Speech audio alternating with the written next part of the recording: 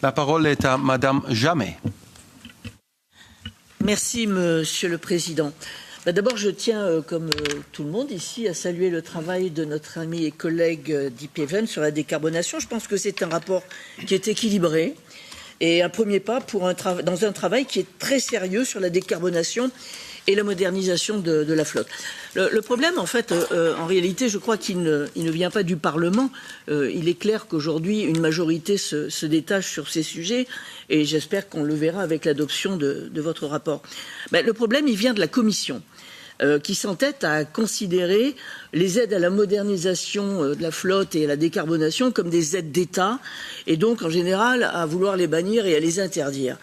Il faut ajouter à cela, je crois quand même, c'est un problème, l'opacité des circuits de financement et la complexité des dossiers qui font que de nombreux pêcheurs, et je pense notamment à la pêche artisanale, et en particulier à nos outre-mer et en particulier à nos territoires, notamment à Mayotte, cette pêche-là ne reçoit pas les aides auxquelles ils auraient droit et où ils seraient légitimes.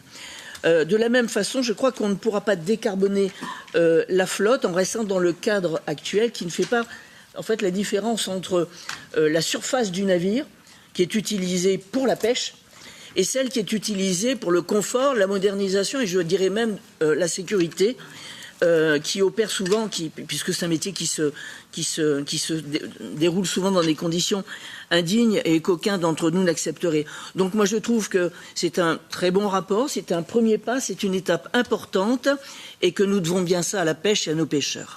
Très bien. Merci, Madame Jamet.